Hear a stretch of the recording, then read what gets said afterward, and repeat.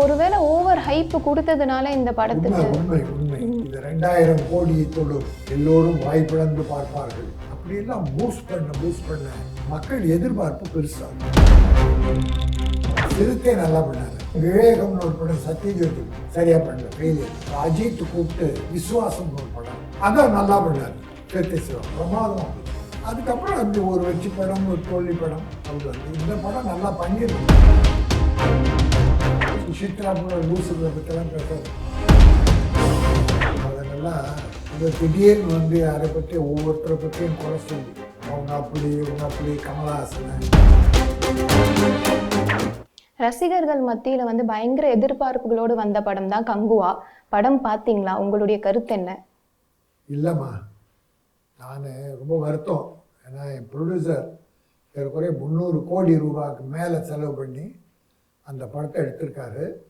டைரக்டரும் சரியான டைரக்டர் சிறுத்தை சிவா. விசுவாசம் படம்லாம் தந்தவர். சூர்யா சூப்பர் ஹீரோ, நடிகன், நல்ல நடிகன். இந்த காம்பினேஷன் ஞானவேல் ராஜா தயாரிப்பு. இந்த காம்பினேஷனில் வந்த படம் கொஞ்சம் மக்கள் மத்தியில் சரியாக இல்லையன்ற வருத்தம் எனக்கு. போட்ட பணம் கிடைச்சிடும், லாஸ் வராது. ஆனால் அந்த பட்ட கஷ்டத்துக்குரிய லாபம் வராது. பரவாயில்ல, விமர்சனம் வந்து பல மாதிரியாக இருக்குது. பத்திரிகைகள் கூட எல்லாமே ரொம்ப மோசமாக எழுத ஆரம்பிச்சிட்டாங்க. மக்கள்கிட்டே நல்ல மதிப்பு இல்லை. அதனால் அது பெரிய பொருட்செலவு பண்ணது ப்ரொடியூசரே ஏமாத்திருச்சு, மக்களே ரசிகர்களே ஏமாத்திருச்சு. அதனால் அது ஒரு ப்ரொடியூசராக நான் வருத்தப்படுறேன். ஏன்னா என் ப்ரொடியூசர் லாஸ் ஆகக்கூடாது. அந்த காரணத்தால் ஒருவேளை ஓவர் ஹைப் கொடுத்ததுனால இந்த படத்துக்கு உண்மை கரெக்ட்.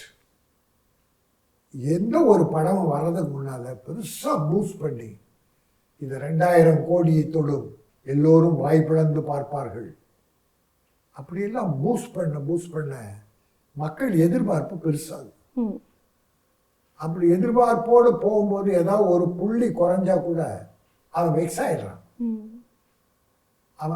இவங்க இப்படி ஏற்றி அனுப்புகிறாங்க.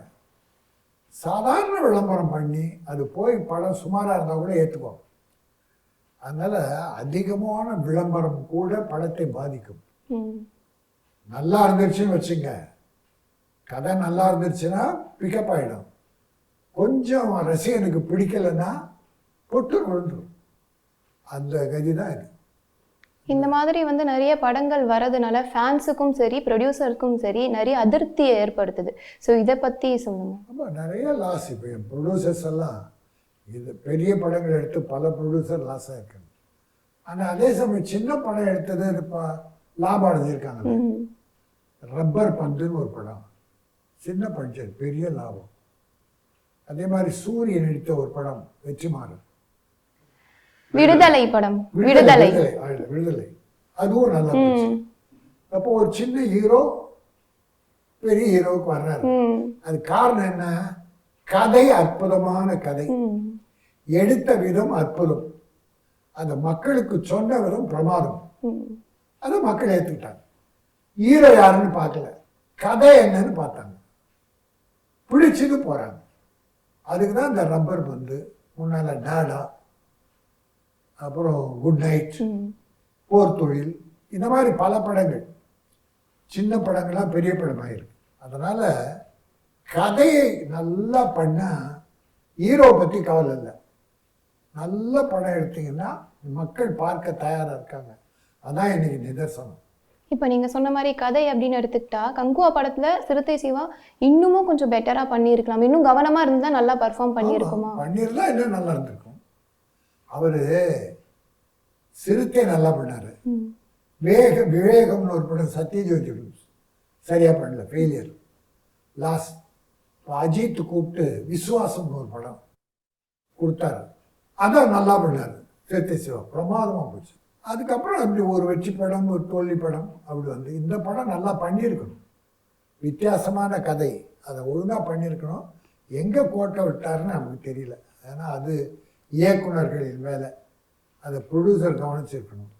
அதனால் ஏதோ ஒரு வகையில் அது தோல்வியை நஷ்டத்தும் ஆகுமா என்னன்னு தெரியல. எனக்கு ஆகக்கூடாதுன்னு நினைக்கிறேன் நான். இன்னமும் தமிழ் சினிமா வந்து பெரிய நடிகர்கள் கையில தான் இருக்குன்னு நினைக்கிறீங்களா? அப்படி இருந்தா அந்த நிலைமை மாறுறதுக்கு என்ன? இல்லைம்மா, இப்போ வந்து பெரிய நடிகர்கள் கையிலெல்லாம் இல்லை. ம். துணிச்சலாக சின்ன நடிகர்களை போட்டு எடுக்கிறாங்க, துணிச்சலாக எடுக்கிறாங்க, வெற்றி பெறுறாங்க. ம். இப்போ இந்த ஒரு வருஷத்தில் பார்த்தா எனக்கு ஒரு 10 சின்ன படம் வெற்றி பெற்று, ம். பெரிய படங்கள் பல படம் தோல்வி அடைஞ்சிருக்கு. அது பேர் சொல்ல விரும்பலை, பட் தோல்வி அடைஞ்சிருக்கு, லாஸ் ஆகிருக்கு. அதனால் பெரிய ஹீரோக்களை போட்டு கதை நல்லா இல்லைன்னா மக்கள் பார்க்க போகிறதில்ல. சின்ன ஹீரோவாக இருந்து கதை சும்மா நல்லா இருந்ததுன்னா மக்கள் பார்க்குறாங்க. அதனால் எனக்கு இந்த சன் பிக்சர்ஸ், கலைப்புலி தானு, லைக்கா, ஐசரி கணேஷ், ஏஜிஎஸ் இந்த மாதிரி கம்பெனிகள்லாம் 100 கோடியில் ஒரு படம் தயாரிக்கிறத விட ஒரு 5 கோடி 6 கோடியில் ஒரு 10 படம் தயாரிக்கலாம். சின்ன படம், அதில் ஒரு 5 படமாவது சக்ஸஸ் ஆகிடும். பெருசாக இது வேண்டுகோள். சின்ன அவங்களுக்கு அந்த கட்ஸ் இருக்கு, வசதி இருக்கு, வெற்றி படங்களை தருவாங்க. நீ பெரிய ஹீரோ பின்னாலே போய் லாஸ் ஆகிறத விட சின்ன ஹீரோக்களை வச்சு தூக்கி விட்டா சினிமாவுக்கும் ஆரோக்கியமாக இருக்கும், லாபமும் கிடைக்கும். அந்த நோக்கத்தோடு தான் இவங்கெல்லாம் ஒரு வேண்டுகோளை வைக்கிறேன். செய்வாங்களோ இல்லையா எனக்கு தெரியல. ஸோ நடிகையும் அண்டு சூர்யா அவர்களுடைய மனைவியுமான ஜோதிகா அவங்க வந்துட்டு இந்த படத்தை பற்றி சொல்லியிருந்தாங்க. கங்குவா படத்தை பற்றி என்னன்னா, பக்கம் 1 வச்சு வந்து நீங்கள் ரிவ்யூ கொடுக்காதீங்க, 2வது பக்கத்தை பார்த்துட்டு கொடுங்க அப்படின்ற மாதிரி ரொம்ப கோபமாக சொல்லியிருந்தாங்க. அதை பற்றி நீங்கள் என்ன நினைக்கிறீங்க? மீடியாக்கள் எல்லாம் நம்ம குறை சொல்லிட்டு இருக்கிறோம். மீடியாக்கள் நம்ம ப்ரெஷ்ஷை போடுறோம், அவங்க அதை பார்த்துட்டு எழுதுவாங்க. இதை பார்த்துட்டு எழுதுங்க, அதை பார்த்துட்டு எழுதுங்க, பின்பகுதியை பார்த்து எழுதுங்க நம்ம சொல்ல முடியாது. எழுத்து சுதந்திரம் இருக்கு. ஆனால் அந்த எழுத்தாளர்கள், விமர்சகர்கள் அவங்கள வேண்டி கேட்டுக்கிறது என்னென்னா, ஒரு படத்தில் உள்ள நல்லவைகளை முதல்ல எழுதிட்டு அப்புறம் குறைபாடுகள் எழுதுங்க. தப்பு இல்லை, குறைபாடு எழுதல் சுட்டி காட்டலாம். ஒரு சில பத்திரிகைகள் குறையே எழுதிட்டு இருக்கும். ஆனால் ஒன்று, பத்திரிகை விமர்சனத்தை படிச்சுட்டு படங்கள் ஒன்றும் பெருசாக வெற்றி பெறதில்லை. பெரிய கம்பெனிகள்லாம் எவ்வளோ விளம்பரம் பண்ணுறாங்க, ஃபெயிலியர் ஆகுது. படம் நல்லா இருந்து இப்போ ஃபர்ஸ்ட் ஷோ 100 ஆடியன்ஸ் தான் போகிறாங்க. இந்த 100 ஆடியன்ஸுக்கு பிடிச்சிச்சுன்னா அவன் 1000 ஆடியன்ஸுக்கு ஃபோன் பண்ணி சொல்கிறான், மச்சான் படம் பிரமாதம்.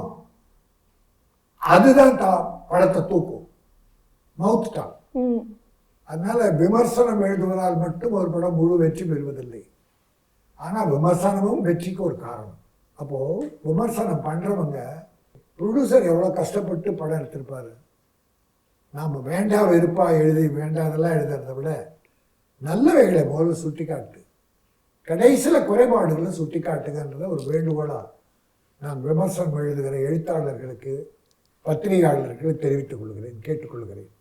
இப்போ ஜோதிகா போட்டிருந்த அந்த விஷயத்துக்கு வந்து சுசித்ரா அவர்கள் வந்து ரொம்ப கோவப்பட்டு ஜோதிகா அவர்களை திட்டியும் சூர்யா அவர்களை திட்டியும் வந்துட்டு ஒரு வீடியோ வெளியிட்டிருந்தாங்க. அதை பற்றி என்ன நினைக்கிறீங்க? சுசித்ரா போல லூசுகளை பற்றிலாம் பேசாதீங்கம்மா. அவங்கெல்லாம் இப்போ திடீர்னு வந்து யாரை பற்றி ஒவ்வொருத்தரை பற்றியும் குறை சொல்லி அவங்க அப்படி இவங்க அப்படி, கமலஹாசனை அவங்க, அதெல்லாம் தவறானவர்கள். இவங்க பின்னணி எப்படி இருக்கும்?